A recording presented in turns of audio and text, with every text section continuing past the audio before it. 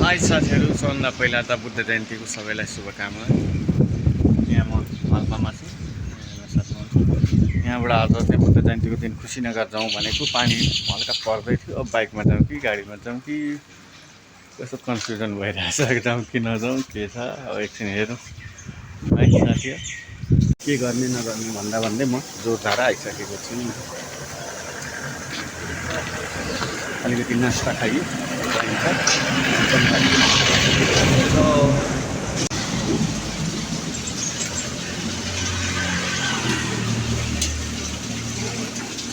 अहिले म बुटवलको चौराहा चोकमा आइपुगेको छु। चौराहा चारतिर जाने बाटो भन्दा होला, तर तिनतिर मात्र जान्छ।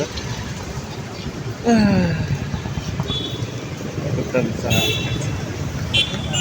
म चाहिँ नौतन्नु आएको निकै बेर भयो, खाजा पनि खाइसकेँ। यसो बुझ्दाखेरि गोरखपुर जाने चाहिँ दुईवटा गाडी कन्फर्मले जान्छ, 140 रुपियाँ जति कति लिटर छ। तर ट्रेनले चाहिँ लोकल ट्रेनले चाहिँ 25 रुपियाँ लिटर छ, तर 3-4 घन्टा लगाउँदो रहेछ। अनि एउटा एक्सप्रेस ट्रेन बनारसको रहेछ, त्यो चाहिँ अलिक ढिलो जाँदो रहेछ 11 बजी समथिङमा। तर मैले यसो हेरेको, मलाई सिम पनि लिनु छ, 10 बजी खुल्दैन अरे यो सिम दिने दोकान। त्यही भएर सिम लिएर त्यो बनारसवाला ट्रेनमा चाहिँ चढ्दा ठिकै हुन्छ जस्तो लागिरहेछ होइन। अनि गोरखपुर पुगेर त्यहाँबाट कुशीनगरको लागि बस पाउँछ अरे। अनि चाहिँ म यहाँ नौतन्नुमा बजार आइसकेको छु। यो मेरो बाइक पनि छ, यो बाइक चाहिँ लगेर त्यहाँनिर स्टेसन अगाडि चाहिँ त्यहाँ पार्किङ छ, त्यहाँ राख्ने। दिनको 30 रुपियाँ दियो भने राखिदिन्छ भन्दैछ। जस्तो आज गएर भोलि आएँ भने 60 रुपियाँ चाहिँ तर ठिक छ, सेफ हुन्छ ल है साथीहरू। अब म धमाधम अगाडि बढ्दैछु।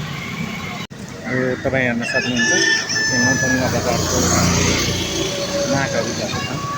स्टेसन, ट्रेन स्टेसन चाहिँ अलिकति अगाडि छ।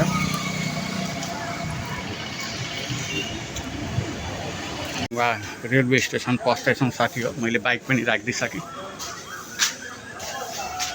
त्यो सिमको चक्करमा लागेर नदिने रहेछ। सिम पनि 3 महिनाको लागि मात्र भ्यालिड अरे, 500 रुपियाँ भारू लिनँ मैले।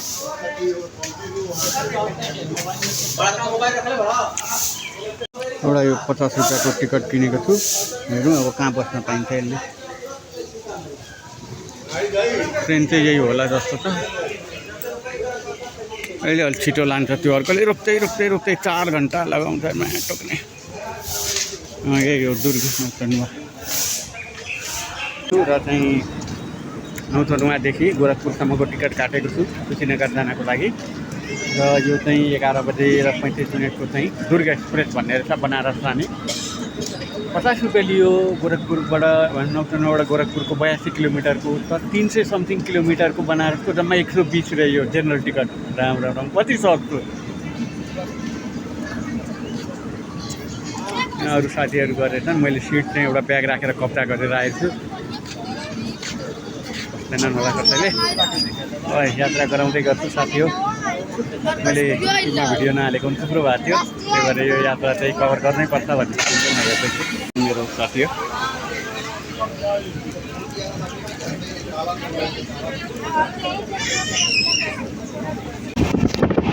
साथीहरू राति यतातिर मस्त पानी परेको कारण, किनभने पानी सोचेर पनि माथि पानी छ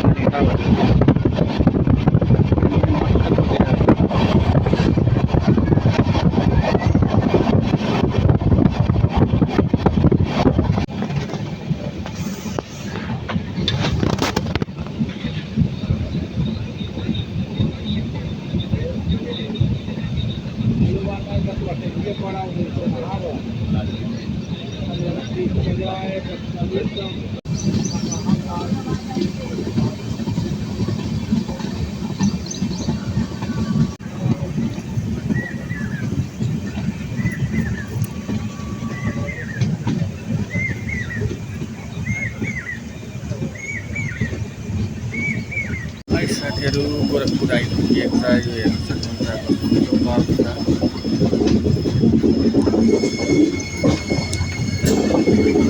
1 घन्टामा ल्याउने भन्थे, 1 घन्टामा त हुँदैन रहेछ, 2 घन्टा जति लाग्ने रहेछ। तर अर्को लोकल ट्रेनमा आएको 4 घन्टा लाग्ने थियो नौतन्नुबाट गोरखपुर आउँछ। हेर्नु त साथीहरू, कस्तो मिठो कल।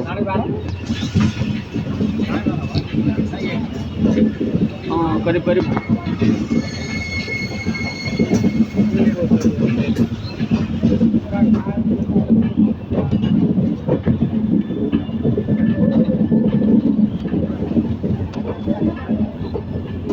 साथीहरू हामी चाहिँ गोरखपुर स्टेसन आइसकेका छौँ। ल्याउन पनि हामीलाई भित्रैमा ल्याएर 9 नम्बर स्टेसनमा राखिदिएछ। अब 1 नम्बरमा जानुपर्छ। नौतनुवाको गोरखपुर तर यो चाहिँ बनारससम्म जान्छ।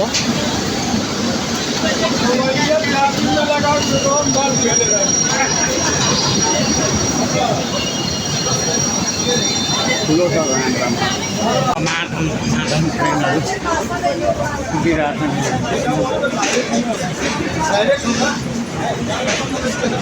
साथीहरू यहाँ एउटा ट्रेन गइरहेछ गोरखपुर जम्मू तवी भागलपुर। राम्रो रहेछ यहाँनिर गीता प्रेसको गोरखपुरको चाहिँ दोकान पुस्तकको दोकानै हेरेछ।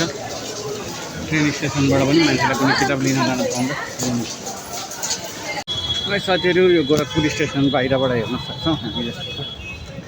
म अब स्टेसनबाट बाहिर निक्लिँदैछु। निक्लेपछि अब खुसीनगरको लागि बस पार्क जाने कि यहीँबाट पाउँछ सल्लाह गरौँला साथीहरूसँग। जय हो प्रभु। यहाँ म गोरखपुर स्टेसन बाहिर छु।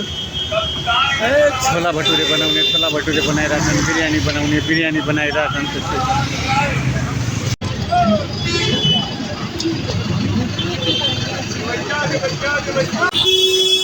यो बेलको शरबत कहिले खाएको थिएँ। बेलको शरबतै याद छैन, त्यही पनि अहिले पाएँ।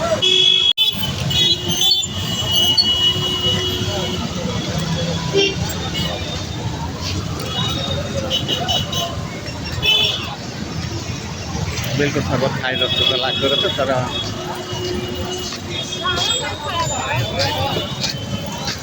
चिनी हालेर पनि खाँदा रहेछ।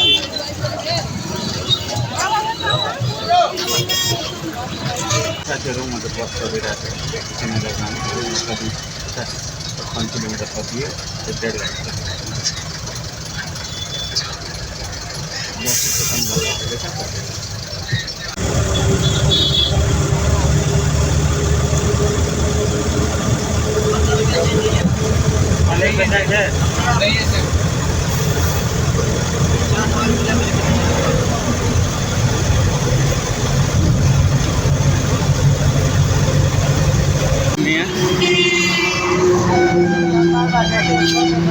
कुशीनगर गेट आइपुगेका छौँ। यहीँबाट भित्र जाने हो।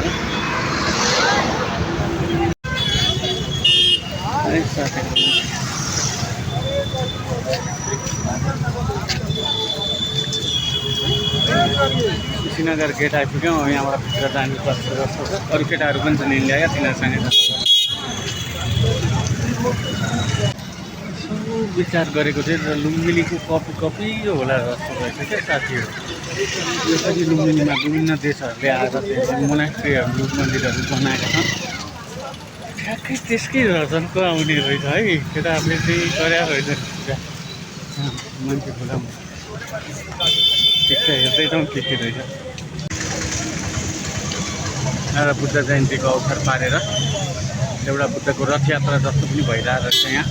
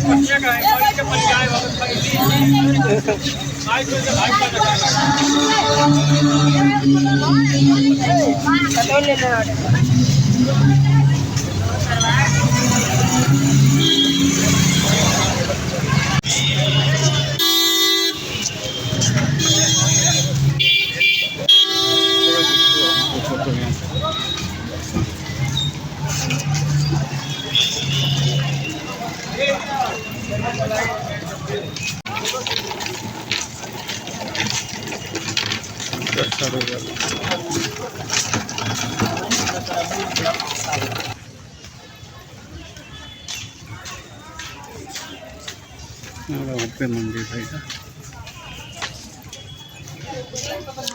बुद्धं शरणं गच्छामि। देशको रक्षा गर्नु प्रभु। जय होस्।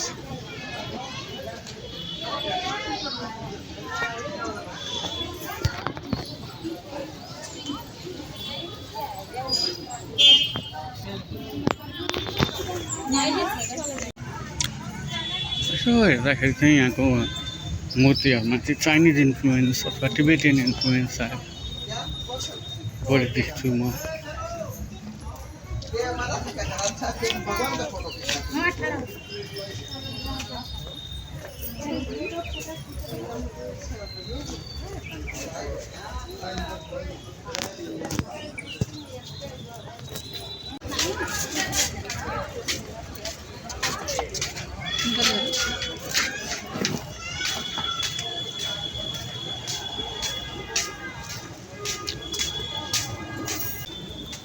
बुद्ध भगवानको मूर्ति रहेछ। ठुलो बेल रहेछ, यहाँको पार्कहरू रहेछ।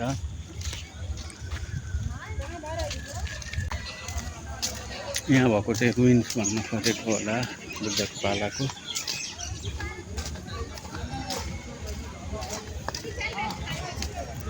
यहाँ कुछ मिलता नहीं, यहाँ खाली दर्शन है।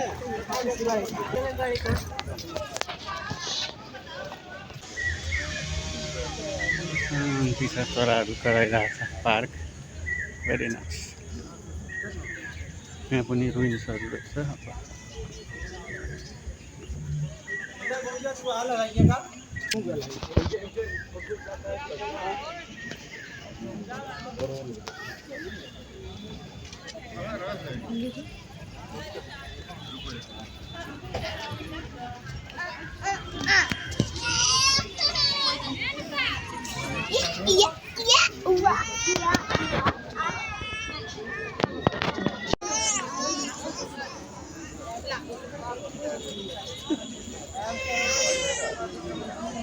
भने बुद्ध यहाँ सुतेको बनाएको छ भनेपछि पक्कै मेन टेम्पल यही हुनुहुन्छ।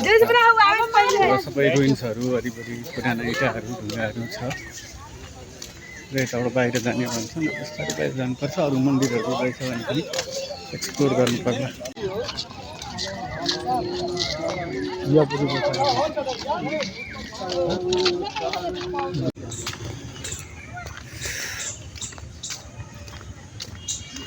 मेन टाइम त उतै गोरखपुरतिरै लाग्यो। त्यहाँबाट पनि 50-60 किलोमिटर आउनु निकै टाइम लाग्यो। भोक पनि लाग्यो थालो। अब केही खानु पनि पर्ला। जय हो प्रभु, जय हो। बुद्धं शरणं गच्छामि। देशको रक्षा गर प्रभु। बुद्ध जयन्तीको दिन लुम्बिनी त धेरैचोटि गइयो, तर आज कुशीनगर आउने अवसर मिल्यो। त्यसका लागि अब यो प्रभुले नै जुराएको भन्नुपर्छ। हरिओम हरिओम।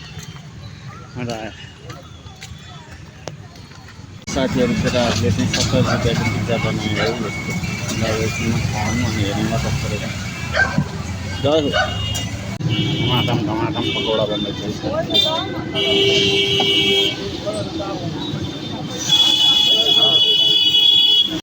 साथीहरू 30 रुपियाँको पकौडा यस्तो आएको छ। अब नराम्रो खाँदै खाँदै गोरखपुर जाने।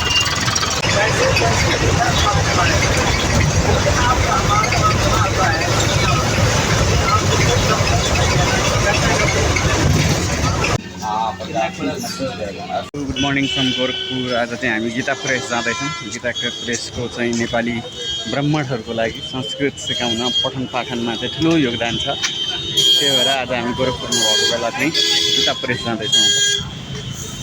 एउटा ऱ्यापिडो बोलाएको छु, हेरौँ 30 रुपियाँ लिन्छु भने यहाँ छ गोरखपुर स्टेसनबाट। यो एकदम आइकोनिक गीता प्रेस।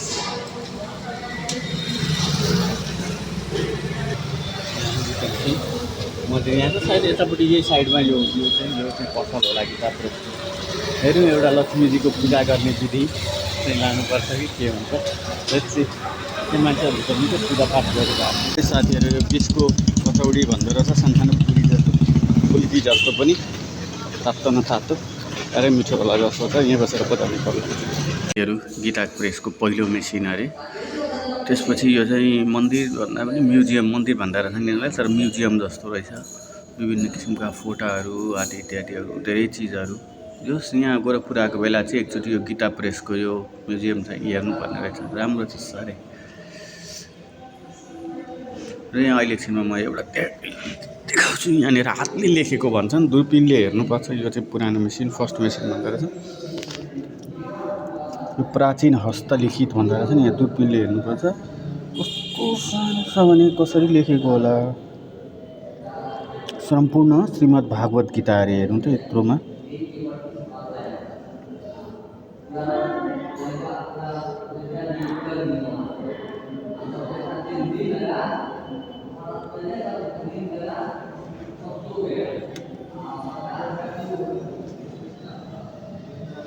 यो चाहिँ श्रीमद् भागवत गीता पञ्चरत्न स्वर्ण अक्षरमै लिपिबद्ध।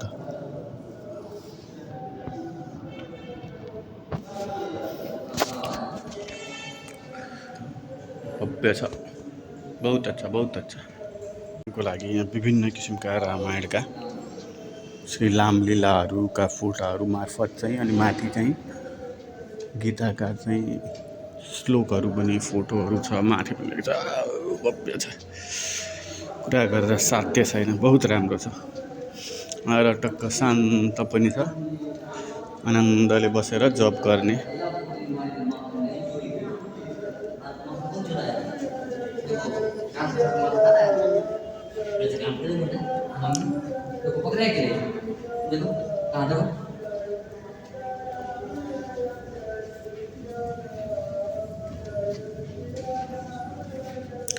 त्यहाँ रामलीला थियो भने यतापट्टि चाहिँ कृष्ण लीला छ। जो राम्रो बनाएको छ। You can visit one.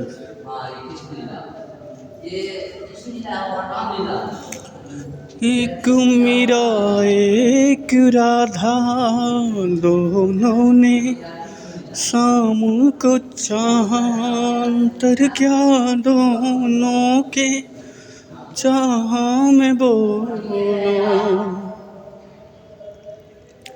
ल अब यति भन्दै यहाँबाट पनि बिदा हुनुपर्छ, रेल म्युजियमतिर जानुपर्छ। क्या र अब कति हो कति 2 बजेदेखि मात्र खुल्छ अरे फेरि यस्तो